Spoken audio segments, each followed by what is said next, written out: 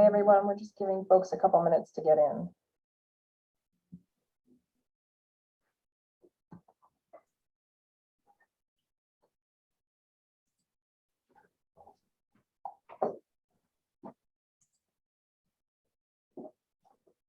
Looks like we have a few people still trickling in, so we're just going to give it another couple moments.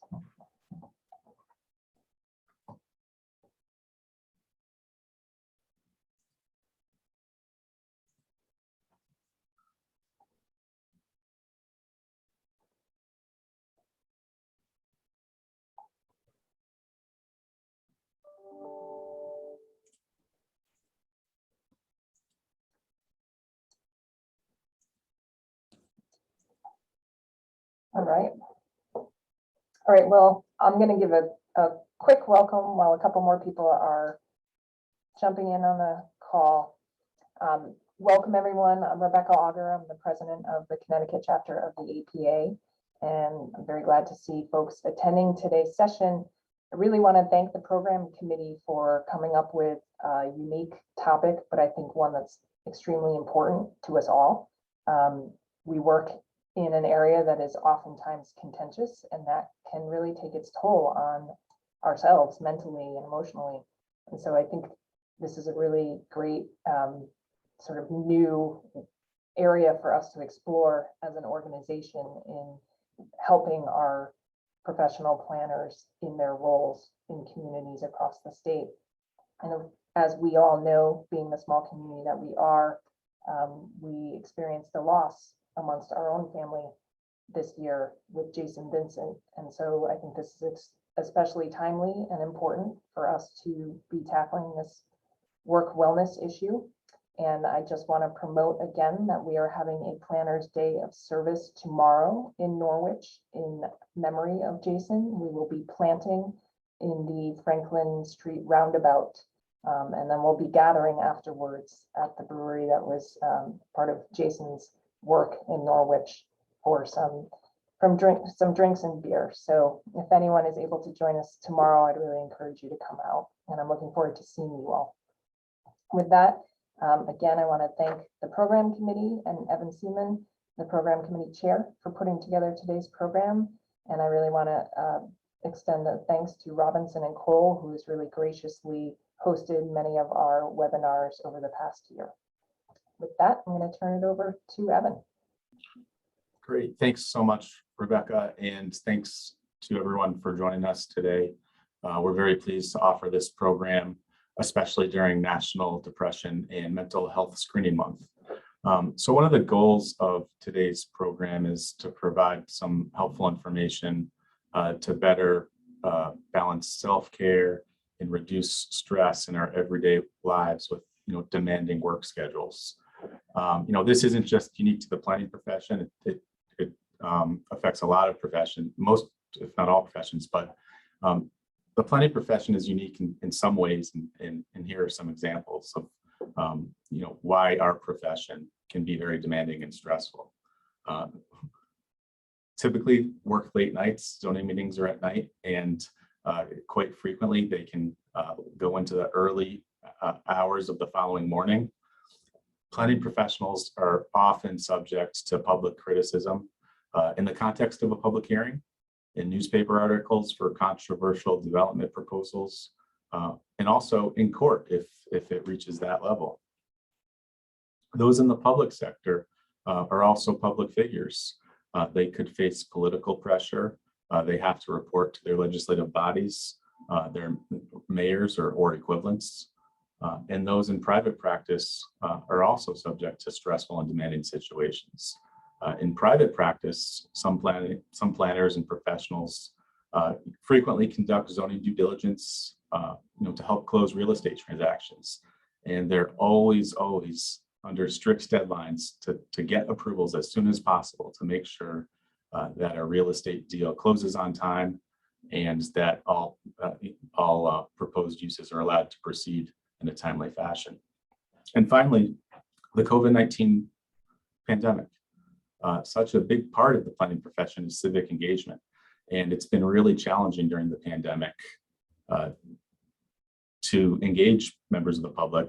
We're doing the best that we can virtually right now, but there's, really in some respects, no replacement for getting out there and meeting with people to talk about new plans or proposals or new ideas for your communities moving forward. So how can we better take care of ourselves? Well, that's what our featured speaker, Ann Daigle, is going to help us address today. Ann is the co-founder and president of the Brian Daigle Foundation and Brian's Healing Heart Center for Hope and Healing in Niantic. She's a board member of the Connecticut chapter of the American Foundation of Suicide Prevention and Connecticut Suicide Advisory Board. She received a certification in grief studies from the Center for Loss in Colorado and is a QPR suicide prevention trainer. And before I hand it over to Ann, I just wanted to note that we're going to save some time at the end of this program for questions. You'll see at the bottom of your tab that there is a Q&A button. You can click that and type in any questions you might have, and we will get to those towards the end of the program. So with that, Ann, I'd like to now turn it over to you, and we're so pleased to have you here with us today. Thank you so much, Evan, for inviting me to speak here today. And I commend you and your committee for wanting to speak about this subject. It's a difficult subject. It's a subject that people just kind of shy away from. They don't really know too much about it or what it's all about. So it's not an easy subject to talk about. It brings a lot of controversy. It brings a lot of questions, and people feel just uneasy for the most part talking about it. But we do know now, as you just said, that because of all what you deal with, and because of the pandemic, and because of life and how things have changed, that this needs to be addressed. We can't shove it away anymore. We can't put it under the rug. It needs to come to the forefront of everyone's conversation. And just by having this conversation brings a sense of relief for so many people that, especially in the workplace, that, wow, my company or my employer is really considering and thinking about me as a whole person, not just an employee, and getting the work out of me that they want. So I really appreciate that. And so I will be honest, this is kind of out of my scope of practice. I do work in grief support, and I do work in suicide prevention. So it does fall under that realm or that umbrella of mental health, because I do so much of that work, but in a different way. So this was enlightening for me to really kind of pull out skills that I know of and I know that we should use, but just to address them more. Also, kind of on a personal note, I come from a background before I did this work.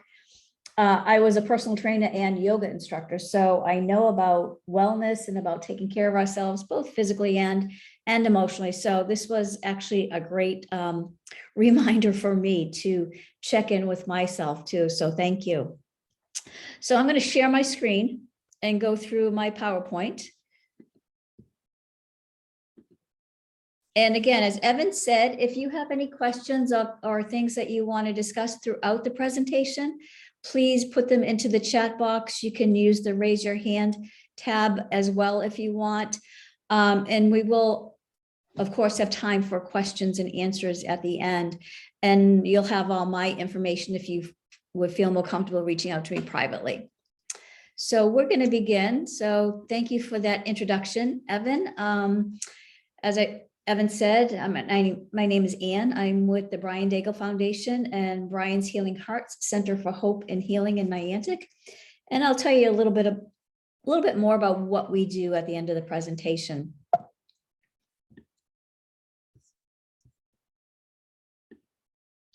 So mental health in the workplace. And as Evan said, he explained the description, but I wanted to go through that description again because I think it's worth hearing a few times so we can understand what we're going to be discussing today. Like most professions, the planning profession can be both stressful and demanding, from working late nights to managing controversial development proposals to dealing with political pressures. all in the midst of a global pandemic. Hopefully today, this program will help provide attendees with important information to better balance self-care and reduce stress. We're also going to talk about some important data, some risk factors, and some warning signs for depression and mental health issues, along with some recommendations for the role that we can play to address these issues. So today, I hope we will cover and define mental health. We're going to give the World Health Organization definition of mental health. We're going to talk about what is mental health in the workplace. We're going to distinguish between stress and burnout, which for me in doing this presentation was really an eye-opener. We're going to talk about the stress that we have in the workplace, specifically to the planning environment that you all are in. We're going to talk about how can we break the cycle of stress. It can be done. And then we'll talk about some resources and how we can reach out for more help, how we can get involved ourselves, and some resources that can help us. So 1 in 5 Americans, 1 in 5 US adults in the United States experience mental health illness each year. So that's a pretty staggering statistic. That means somebody in your circle of people has experienced some type of mental health issue in the past year. And this is from NAMI, the National Alliance of Mental Illness. I'll have this resource at the end also. They're a great organization nationally, and we have chapters in Connecticut. So the definition of mental health. Mental health defined by the World Health Organization is a state of well-being in which the individual realizes his or her own abilities, how they can cope with the normal stresses of life, how they can work productively, and how they're able to make a contribution to their own community. And we know the World Health Organization also includes that this is a very subjective definition. We all have our own perceived mental health and mental wellness. What works for one person does not traditionally work for another. We all have our own ways of strategizing and coping with the stresses of our daily life inside and outside of work. So each individual is very different. You know, if you asked 50 people on a scale of 1 to 10, tell me where you are with your mental health, I'm sure you'll come up with a variety of answers. But the most important thing right now and for today's presentation is that we are discussing mental health. And again, as I said, when we began, that this is a subject most people don't know how to approach. So I'm grateful that we are doing this today. So this is from the Connecticut chapter of the American Planning Association. I did a little bit of research and I went onto your website. And what it says on your homepage is the Connecticut chapter of the American Planning Association is dedicated to advancing the practice of good planning in Connecticut by providing the members with up-to-date information about current planning issues and techniques, by building public and political awareness of importance and benefits of good planning, and by bringing the chapter's diverse membership together from throughout the state to share experiences with their colleagues. And then here are just a few of the stresses. Evan mentioned a few at the beginning, and these go along with that. I'm thankful to the few people I did talk from the world of the planners. I reached out to some of our local community planners and wanted to get their take on what causes them stress on the job. So as Evan said, political stress. Well, that word politics alone, unfortunately, brings us stress. And then add that to the job that you have to do. That's really a kind of a lightning rod for most people. Conflict with applications, as Evan said, often you're stuck in the middle of perhaps a very controversial decision. and you don't know which way to go, or you make your decision and you have so many conflicting emotions that go along with that, added stress to that as well. How do you manage the people who are difficult, especially when you're at a meeting, at a town meeting, a city meeting, a planning meeting in public, and you know that these, of course, are being recorded. You know that the newspaper is there, hopefully being honest with how they're reporting the meeting, but you know that this is going to be in the paper and everybody's going to be reading it. Your job security. We know that in times of election seasons where you'll have new leaders come in, some leaders could choose to have a different planner come into that. So maybe you're always wondering, am I going to have a job in the next 2 years? Am I going to have a job in the next election cycle? And with the changes of leaders comes the management style. We know that all leaders have different types of management styles. And do you connect with them, and how does that work for you? Some may be a micromanager and want to know everything that's going on with what you do. Others may, trust you and just leave you to do your own thing. And then, of course, we have the pandemic, how dealing with all of that within our pandemic, and how do we strategize and work through it and keep ourselves healthy and keep our family healthy, all while going through everything that we just discussed. So I see that we have a quick question in the chat box. In the question. Evan, do you want to read that? Sure. Here is the question. Every mental health provider I've contacted has a waiting list that's months long. When they do have openings, appointments are during working hours. How can we navigate both the lack of therapy resources and when we can access them, navigating taking time off work every week or every other week for appointments while maintaining privacy about mental health issues? Yes, unfortunately, that's happens to so many of us. We know there's a waiting list with a lot of mental health people. And how do you navigate that time off? I think you have to be honest, and this is just coming from my own personal opinion. I think you have to be honest with your employer and let them know that you need this time off, and hopefully they will accommodate you and let you get that time off. And we'll talk about that also at the end, dealing with how your work can help you with that. But thank you for that question. I totally understand. Sometimes it takes a while to get the right mental health provider as well. And that takes a lot of effort. So engaging other people, having other supports in your circle of friends and family to help you with that. So I hope that answered the question, and we can address this as we go on later. And let's take the chat and then we'll move on to the next slide. Somebody just put something in the chat.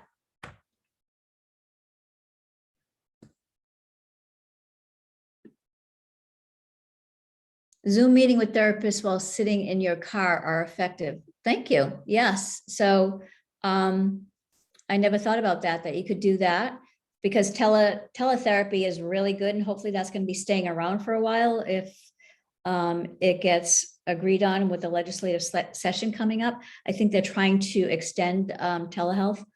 I know with the therapists who work in my building, all of them are still doing telehealth. So that's still an option for people. And thank you for sharing that. Yes, doing it in the car, your privacy in your car. Thank you. So let's go on and talk about burnout versus stress. And how can we distinguish between the two? So with stress, this is the categories that we kind of put it in. You put in too much effort. You find when you're under a stressful situation that you're just constantly tweaking and editing and changing, and you just feel like you never have done enough work for it to be the way you want it to be. You're just never happy with it. So you're always trying to do more and more and more. Your emotions are like high. You're feeling all of the very highs. You're feeling all of the very lows. So your emotions are like, I often describe it like a wire that's exposed, or a nerve that's exposed when you need a root canal. Like you feel every single emotion so much more than you normally would when you're under stress. Often you're feeling hyperactive and anxious. Absolutely. You get very anxious about some of the silliest things that normally you would not. You really get hyper focused on the work that needs to be done. It's just, your body is just working, and we're going to go through this. Your body is working on high speed. And because of your body is working on high speed, and because you're hyperactive and anxious and you're feeling everything so strongly, that's exhausting. That's exhausting to you emotionally. So you're going to have less energy. You're going to be tired. Your immune system is going to be compromised. So yes, it takes a toll physically. You may have more aches and pains. You may have more headaches. You may have some digestive issues. You may have some physical symptoms that are all related to the stress in your life. Then we want to look at the burnout. What's the difference? Burnout is very different, and we're going to go through the definition as we continue to go further. Burnout it's hard to put in any effort. It takes every ounce of energy for you to do anything. So to put in any effort is exhausting. Your emotions, instead, when you're feeling stressed, when you're burned out, your emotions feel blunted. You feel flatlined. You don't feel any highs. You don't feel any lows. You really don't even care. You're just existing. You feel drained and helpless. Again, you're just existing. You can't give anything to anyone because you can't get out of your own way because you're so burnt out and you feel helpless. And many times you feel out of control, that your life is just spiraling out of control. To reach out to a therapist, to reach out to somebody to talk to, it's very difficult. You have no motivation to do that. So pulling in a support system for you is so important. And it takes such an emotional toll on top of a physical toll to do anything. It's exhausting. We know that 44% of workers feel burned out some of the time. We also know that 29% of workers feel burned out very often. I thought this was a very interesting statistic and definition when I was doing my research, that it wasn't until 1974 that this gentleman, Herbert Freudenberger, coined the term burnout. And it wasn't until 2019, 2 years ago, that the World Health Organization reached a milestone officially classifying it as a medical diagnosis, which described burnout as a syndrome conceptualized as resulting from chronic workplace stress that has not been successfully managed. So think about it. That's 2 years ago. That's prior to COVID when we talked about burnout. Now we have COVID on top of that. You can only imagine what it's like. So by definition, burnout is an extended period of stress that feels as though it cannot be stopped. Burnout refers specifically to the phenomenon that's in the workplace, occupational context, and should not be applied to describe experience in other areas of life. So this is specifically talking about the workplace. The cynicism, the depression, the lethargy that are characteristic of burnout most often occur when a person is not in control of how a job is carried out at work or at home. So this, some people do refer to at home. They're asked to complete tasks that conflict with their sense of self. So think about that, conflict with their sense of self, going back to what we talked about, the stresses of your job, specific to your job, when you have a conflict with a project. That's going to add not only stress, but it could lead to you becoming burned out in your job. Equally pressing is working toward a goal that doesn't resonate. So these are all job related. That maybe you get stuck in the middle of a project, that you're not getting the support you need in a project. This could all lead you to facing burnout. as well as the mountain of mental and physical health problems that come along with it. And as I said, including headaches, fatigue, heartburn, gastrointestinal systems, and many times people increase the use of alcohol or drug or even food misuse to numb their feelings.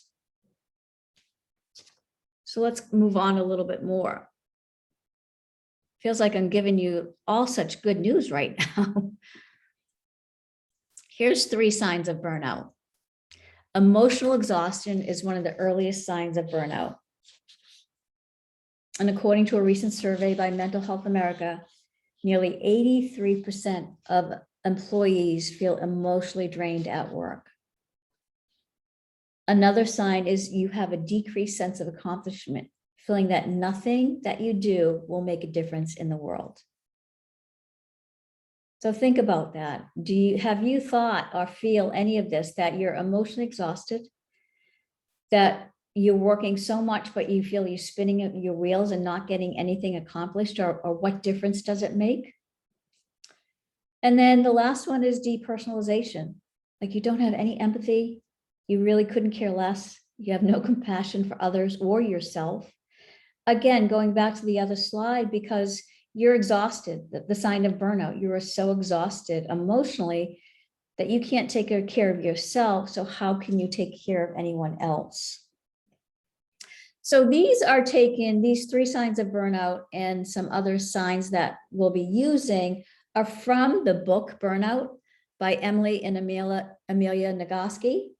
They have some pretty staggering work and research that they have put into it. So it's I'll add this at the end so you can use this as a resource as well. Workplace mental health wellness. Of employees who strongly agree that they feel emotionally drained by their work, 99% of them, that's huge, agreed that their workplace stress affects their mental health. And we know that if we ignore our mental health, burnout can lead to more serious mental health concerns like anxiety or depression. Many people don't reach out for help because of the stigma and the barriers to care. Now, as was just put in one of the question and answers, the barriers to care are getting a therapist in a timely manner and not putting on a month or 2-month waiting list. Access to be able to go to those appointments, getting the help that you need, getting time off that is appropriate. You have to take PTO to go to your mental health appointments. So this is really important to eliminate not only the stigma, so we can talk about it, which thankfully you're doing that today, and to break down the barriers so it's easier to get access to care. You know, many people with the stigma associated with it also, many people think I should be able to handle this. I'm not good enough. Am I weak if I ask for help, if I need to go to see a therapist? Does that mean I'm weak? If I say no to a promotion or to take on a new project at my job, does that mean that I'll be looked over in the future, or that maybe my job could even be in jeopardy? So if ignored, we know that we can go into a more serious depression, more serious anxiety, and it can spiral into other issues, which we'll talk about now. So these are subtle signs of depression. Sleeping too much, like I'm exhausted. We talked about physical exhaustion. Brain fog, you can't think clearly, something that you normally would be easy for you to get through, whether it's a task or a project or writing a proposal or whatever you do. Maybe you just can't get the words out on the paper or words out on the computer. You're feeling numb, as we talked about. You have no feelings at all. Feeling extra angry. That could be one too, that maybe you have no tolerance and you blow up at the simplest things. Going back to the physical pains, the aches and pains, digestive issues, tummy aches, irritability, feeling super guilty about just not being able to do anything. can't concentrate. So all of these things are subtle signs. It doesn't have to be something that's going to hit you over the head and say, oh my goodness, this is how I'm depressed. It could, all of these things could add up to something that's very serious. Depression can be cyclical. It comes in waves. It goes up and down. Sometimes we have good days, sometimes not so much. According to the Anxiety and Depression Association of America, it's estimated that about 6.7 of the US population will experience at least one major depressive episode in any given year. Knowing which symptoms you experience at the onset of a depressive period can be really helpful. So going back to this slide and looking at some of these signs. Have you experienced, or do you know anybody who has experienced some of these?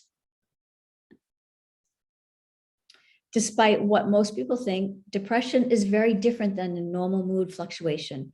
It's a normal just feeling, "Ugh, I just feel blah." Depression can make it really difficult to accomplish even the easiest tasks. Sometimes just getting, do you ever have a time where you're just hitting that snooze button over and over and over again? Is it going on for weeks and weeks and weeks? You don't even want to hop in the shower. You don't even want to go to work. Keeping up with your tasks at work are too hard. And then socializing, it becomes exhausting. You don't even want to socialize anymore. So some people start to isolate themselves. Some might even experience hopelessness and suicidal thoughts.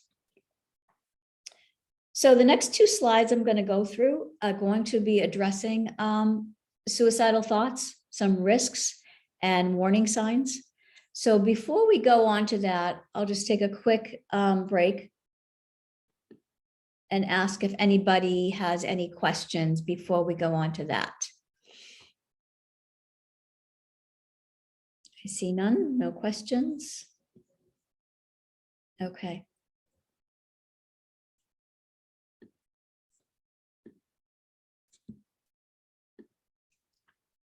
So the next two slides, as I said, are going to address some issues related to suicide.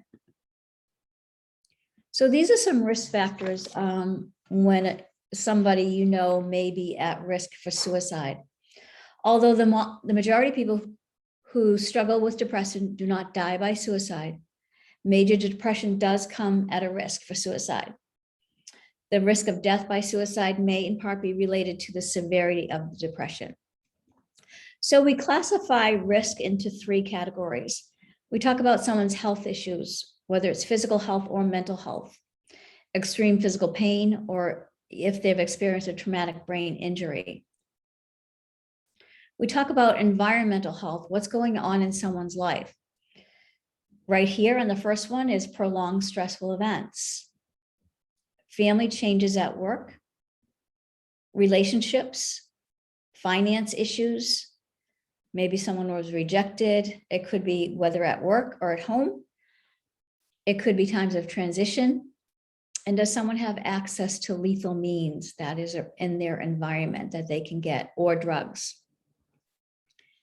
And then finally, historical. What has happened in someone's life? Well, we do know that someone who has a previous suicide attempt is at greater risk. We also know if their family has had a history of suicide, they're also at greater risk. And we also know that any childhood trauma, abuse, or other life losses contributes to the risk that puts somebody at a higher possibility of suicide.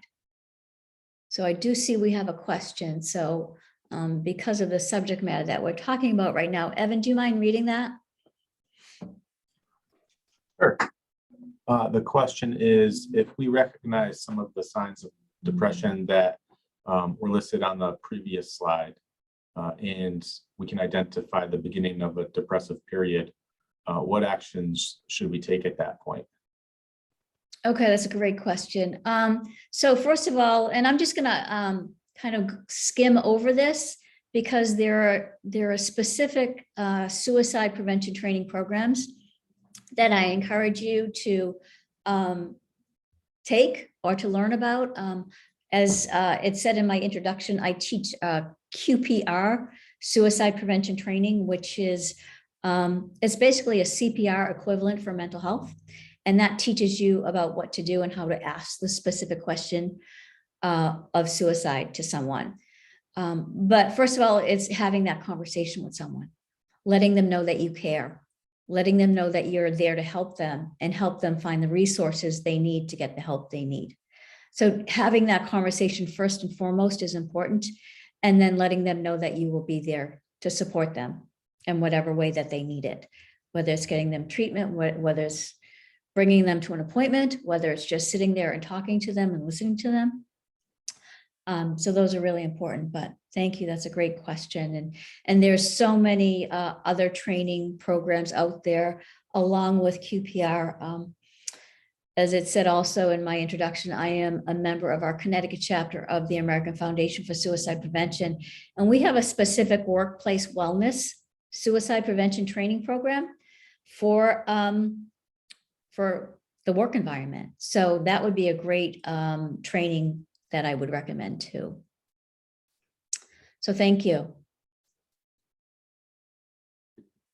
So these are specific warning signs to suicide. Signs to be aware of when there are concerns that a person may be struggling with mental health or thoughts of suicide. If you see any change in a behavior, whether it's entirely new behavior or behaviors that they were used to doing or how they used to act, be aware that if the new or changed behavior could be related to a painful event, a loss, whether it's a loss of somebody they know, or a loss of a job, or a loss of a relationship, or a big life change. Most people who take their lives exhibit one or more warning signs, either through what they say or what they do. So here's where we really need to know the signs, and here's where that additional training would really come in and be very helpful. I will say that we do know that it is not one reason why somebody chooses or decides to take their life. It's usually a culmination of a perfect storm. It's life event after life event after life event. Most people want to go and find reason and put blame on someone or something. And it's not as simple as that. Suicide is very complicated. There are different reasons that go into it, the different levels of someone's mental health, whatever they're going through. And as we just said, in their environment and their family and their mental health, their physical health. So there's a lot to go into it. But these are what people say. What are they saying? Do they say like, I'm just so tired. I want to go to sleep and not wake up in the morning. They're feeling like such a burden. Complete sense of hopelessness. They say that they have no reason to live. Sometimes they will come out and directly say that they don't want to live anymore. Or they will say indirect clues too. How are they behaving? How are they acting? Are they isolating? As we said, are they changing their social patterns? Are they becoming more isolated? Or are they becoming more social? So it could be both. Have they increased their use of alcohol or drugs? How do they appear? How do they look? Did they used to really take pride in how they dressed and what they wore, and now all of a sudden looking a little shabby and not caring about that? Giving away personal items or prized possessions is really a big warning sign. Mood, what is their disposition? Are they anxious? Do they seem depressed? Have they exhibited any of those signs that we had on that previous slide? Have they lost interest in life? Do they have feelings of shame or embarrassment about something? Or maybe they're very irritable. So any changes, any signs, we need to take them very, very seriously. And again, as I said, it's not usually just one, it's a combination of so many other different events that happen in someone's life. Again, if we could just blame it on one thing, that would be really simple and that would be wonderful, but unfortunately, it's not as easy as that.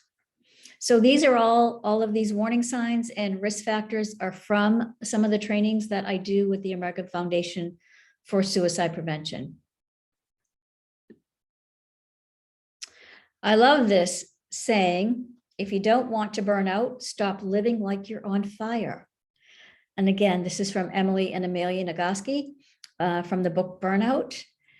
This to me speaks volumes, because I don't know about you, but I have some friends or people in my life that just always want to kind of be in that crisis mode. And, oh, how are you doing? Oh, I'm busy. I'm so busy. And they always say, it's almost like a badge of honor if you say you're busy. Well, we're learning that it's not a badge that we want to have, because being busy is not the healthy lifestyle. It contributes to so many other factors, to mental health and to physical health. So if you don't want to burn out, stop living like you're on fire. And we also know that simply taking the stressors out of your life eliminates the stress in your body. That's not true. So many of us believe that once we take that stress away, that we will be fine. But we know that's not true. So think about it. Like when you had a big deadline and that you said, oh, once that presentation is over, I'm going to be fine. But eliminating just that presentation, and then you get past that deadline date and it's over. Have any of you ever experienced that all of a sudden you hit a wall, or maybe you get sick after that deadline is over? Well, that's because that stress from the stressors in your body and your life is still in your body. So all of the physical part of that stress remains. Your body cannot get the signal that your project or that big deadline is over. They don't know, your body doesn't know that. So the stress still remains in your body.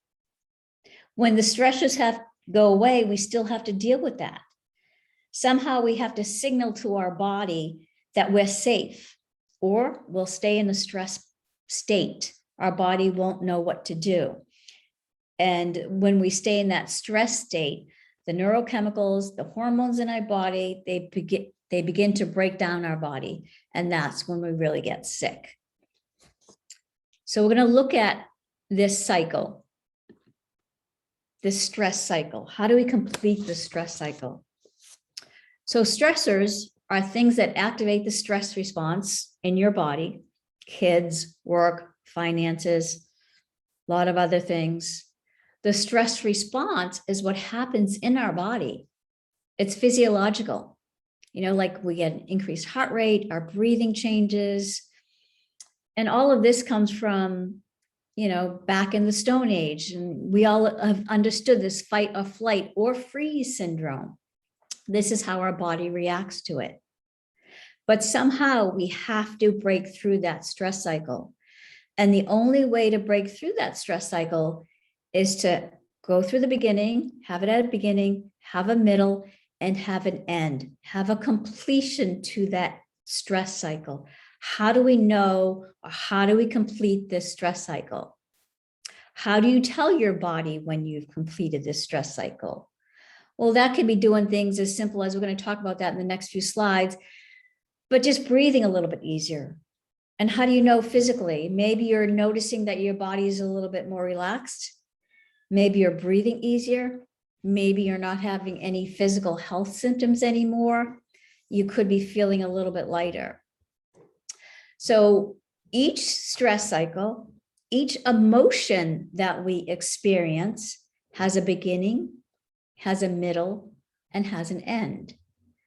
And I'll just use this as an analogy that I used in a group the other night, that think about your emotions, whether they're happy emotions or sad emotions or excited emotions. Most of them have a beginning, like you begin to feel a little bit of happiness.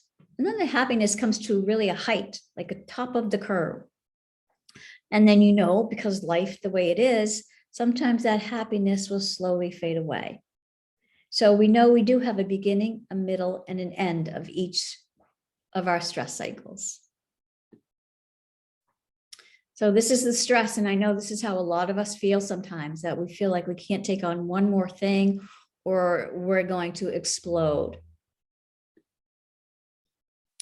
How do we know that we can break the stress cycle? Or how do we break the stress cycle? So first of all, I noticed when I was going through this, just before I came on today, that I omitted one of the easiest things, well, they're all pretty easy what we can do, but one of the top things that I rely on to help me break the stress cycle is physical, doing anything physical. So that should be at the top of the list here. So I apologize for eliminating that and didn't notice it until just a little while ago, but breaking the stress cycle, doing anything physical, whether it's walking, whether it's running, whether it's going to the gym, whether it's punching a punching bag, boxing, gardening, swimming, anything that's going to get those endorphins going, anything that's going to get that body moving is going to help you move through the stress cycle. So for instance, for me this week, working on this presentation, as I said, it was really out of my scope of practice, but I wanted to get it right. So I was in that stress cycle zone. I was in that stress where I kept working on it, working on it, working on it, and felt like, oh, I still need to do more. I still need to do more. But I would stop at the end of the day, or most days anyways, and at least stop and go out for a walk. And that's how and then would not go back to it at night. Some nights, I'll be honest. But that's how I broke my stress cycle. I needed to get out and walk, and I need to walk, and I need to put my earbuds in and just go. So that's when I know I'm like, okay, I broke my stress cycle. Breathing is also a way to break this stress cycle. Breathing regulates our nervous system. So me coming from a place of a yoga instructor, of course, breathing is one of my favorite things. But we know when we're under stress, we breathe shallowly, right? We'll breathe just in the upper part of our throat, our lungs. We won't get all of our breath through our whole body. So we usually take quick, shallow breaths. So to change that, you're going to take deep belly breaths. So I'll put on my yoga hat here, my yoga teacher hat here, and tell you to do the diaphragm breathing, slow, deep breathing in through your belly. Let that belly expand and inflate to fill it with as much oxygen as you can possibly get in. Let that oxygen travel up to the diaphragm, up to the lungs, up to the throat, and then exhale out. And you do this slowly. And there's lots of things on the web. There's lots of apps that can help you do breathing. So I highly recommend breathing. And you can do it anywhere at your desk, in the middle of a meeting, in the middle of a stressful presentation. Just take a few breaths, deep breaths, and that will change things. Positive social interaction with other people, talking with other people, that tells your body that you're in a safe place. So that tells your body to eliminate and to break the stress cycle. Laughter. And I don't mean just giggles. I don't just mean a couple laughs here and there. I mean deep, deep belly laughs. The kind where the tears are coming down your face, you're holding your stomach because it hurts from laughing so much. Laughter will tell the body to break the stress cycle. Affection, a big warm hug, always, of course, in a safe context, but a big warm hug and just touching another one, holding a hand, letting somebody know that they care about you. Also a big cry. Crying is so good. I say that all the time in the work I do, because a lot of people will start crying in their grief and about their loss, and then they begin to apologize for it. And I'm like, please don't apologize. Research we know has backed up this theory about crying. Studies of various kinds of tears have found that emotional tears contain higher levels of stress hormones than do the regular basal tears, or the ones that lubricate our eyes. Emotional tears also contain more mood regulating hormones than other types. In times of stress, we know that our muscles tighten and we become very tense. So when you cry, you release some of that stress. Crying also activates the parasympathetic nervous system and restores the body to a state of balance. So we know that a big cry is good for anyone and everyone. And also creative expression, using your imagination, whether you like to paint, whether you like to write, whether you like to sing, music, instruments, getting out in the dirt in a garden. A lot of people use working in the yard, in the gardens, as a form of creative expression. So anything to help you kind of get out of your head and into your heart to break that stress cycle. So this is the proof that we know a hug releases the bonding hormone and neurotransmitter, oxytocin, which is a natural antidepressant. You only need 20 seconds for that. So how do we take care of ourselves? Self-care. So self-care not only requires you to take care of yourself, but it requires the people that you live with, your circle of people, to value your well-being as much as you do. They have to work with you to make this happen. So it's not just about you, because you could live in a household where you're trying to do your best to take care of yourself. You're trying to, walk and eat healthy and do all you need to do to take care of yourself. But everyone else in the house is not really allowing you to do that. They're going against everything that you need them to do to help you. And it's not just caring about yourself, it's all of us caring for each other. So if we all cared for each other, just think of the level of self-care we would have in the world. And according to the World Health Organization, self-care is defined as what people do for themselves to establish and maintain health and to prevent and to deal with illness. So in summary, I'm going to summarize this as we continue. Know the difference between stress and burnout. Recognize the signs. Recognize your signs or the signs that you may see in other people. Have some prevention strategies, have a safety plan, have a mental health plan to work on, whether it's with yourself or with a therapist or family members. Say, all right, I'm going to create this mental health plan. You guys are planners. That's what you do, right? So you plan for everything else. Now it's time to plan for your own mental health. Have a support system in place. Have support systems in place at your work and your communities. And reach out for help. Always, always, always reach out for help. And please continue this conversation. So what can you do? You can continue to educate and communicate with managers and employees about the signs of burnout. Continue this conversation. You can use paid time off to manage your workload and have flexibility and time that you need to go to therapy sessions, to take care of your mental health, to take care of your mental wellness. Treat your mental health as the same as you would your physical health. You can educate yourself, as I said earlier, on suicide prevention training programs, Talk Saves Lives, QPR, and there's so many more programs out there. You can get involved in your community or other organizations, such as I mentioned, NAMI, National Alliance of Mental Illness, or the American Foundation for Suicide Prevention, or the Brian Daigle Foundation. We can always use some help. So here are some resources. It's important that you know that you can always call 211 if you need support and you need help. There's the 911 number if it's at crisis. NAMI, the National Alliance of Mental Illness, has a hotline number, and you can also go onto their website.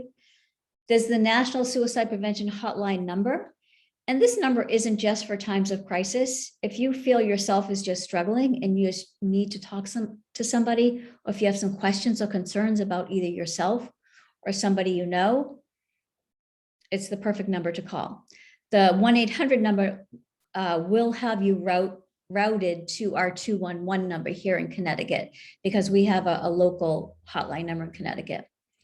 And then there's the text line number. If you text home to 741-741, somebody will be on the other end to assist you. So here are some references that I referred to today. This is an article from Psychology Today. I got it on burnout. Great information in there. I think everybody should read that. Again, the American Foundation for Suicide Prevention and NAMI.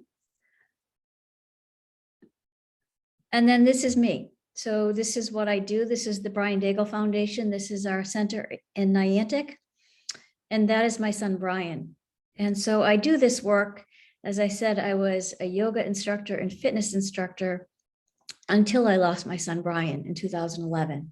Well, I worked for a few years after that, but since 2014, I do this work, helping people with their grief and loss of any losses, whether it's a husband from cancer, a wife from a terminal illness, a mother or father who lost a child in an accident.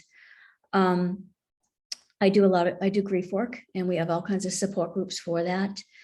And then, of course, we do a lot of work with suicide prevention and mental health in our communities, in our schools, in businesses. I do a lot of work here in East Lyme, local towns, Waterford, Old Lyme. We work with the communities to help them as well. This is my information. This is our website, brianshealinghearts.org. I really would be pleased and honored if you would go to our website and check us out and the information that we have. And that is my email if you want to reach out to me. And these are just a few things that we do at the foundation. Last July, we had an evening of remembrance in honor of all the people that we lost to COVID. We had this in Niantic, where we lined our streets, the main street of Niantic, with luminaries, and talked about the grief and the loss collectively that we all shared because of COVID. Understanding Your Grief is one of the grief support programs that we do. Lax to Live is a lacrosse program that we do for suicide prevention with high school lacrosse games. My son Brian was a lacrosse player, and I used the lacrosse field to talk to the kids, to talk to the teams, the coaches, the families, and tell them that it's okay to talk about their own mental health. It's okay to get help if they're struggling with thoughts of suicide. And then finally, this is our big fundraiser, our biggest fundraiser. I thought I'd throw this in because I'd love to have some of you join us on this day, December 11th. It is the Jingle Bell 5K. It's a great way to relieve some stress and get out there and have a lot of fun. You can walk, you can run, you can push a stroller, you can walk a dog. So it's all along the shorelining here in Niantic, and it's a great fun day for our community. So I'd love for you to join us that day. So I just want to leave you with our mission. We are anchored in hope and empowered to support, dedicated to healing of grieving adults, as well as community education on suicide prevention and awareness. So I feel like I've thrown a lot of information to you guys out there. Questions, please bring them on and let me know if you have any questions, concerns, and how I can continue to help you and support you with your mental health in the workplace. And on behalf of CCAPA, thank you so much for this incredible presentation. We really appreciate it. And I know that you put a lot of time into it and in researching everything, and we, it was incredible. And we were joking before that, the stress ball I bought from Amazon recently isn't just enough these days. Yeah. With everything going on. So these are some, really great things that I'm going to try to, implement myself, and I hope others will as well. I know that we just have about a minute or two, and we'll see if anyone has any questions, but I had a question and a couple questions if we have time. But the first question that I was wondering is, sometimes we get so caught up in the moment, and it's difficult for us to even realize the stress we're experiencing, or to, take time out of our day to do some of these things to break the stress cycle that you mentioned. And I think this might even be amplified by the fact that a lot of us are working remotely, and some of our work colleagues might not be there to recognize these signs that we might be experiencing. So do you have any suggestions about how we can make more of an effort to take time out of each day to implement some of these things and make sure that we're taking care of ourselves? Sure. So a couple things that come to mind. As I said, and I kind of joked about it, that you were all planners. So plan something in your day to just check in with yourself or check in with your colleagues, whether you schedule a Zoom meeting and just it's going to be a chat or vent session, just vet it all, get it all out. But just, check in with one another, whether you do that weekly or bi-weekly or however you want to do it, just to debrief. I know with myself and the work I do, I need to debrief because it gets heavy and your work gets heavy and your work gets stressful, and talk about how you handle situations. Just coming together for that. I know in the Norwich community, after Jason's loss, we had some sessions. Actually, there were grief support sessions, but they're a way that we all came together on Zoom to talk about the experience of losing, a loved community member, the way that we did. So schedule in sometimes with others, schedule in times for yourself, whether it is just to stop and breathe in the morning or before your day starts or when your day ends. But it takes effort because you have to schedule that in, because if you don't, it's just going to go by the wayside and something else will come and you don't do it. So scheduling something in is probably one of the best things, whether it's with yourself and your colleagues or both, probably. Thank you. Yeah, definitely. Thank you so much. Well, I want to be respectful of everyone's time. I know this was an hour-long program. And again, thank you so much. And if anyone does want to reach out to Anne privately, please feel free to email her, or if you want to send questions to me and have me send them to Anne. Actually, that doesn't make sense. You'd rather reach out to Anne privately, but please feel free to do so. And and please also join us tomorrow in Norwich for the Planners Day of Service honoring Jason. Thanks very much. Thank you, guys.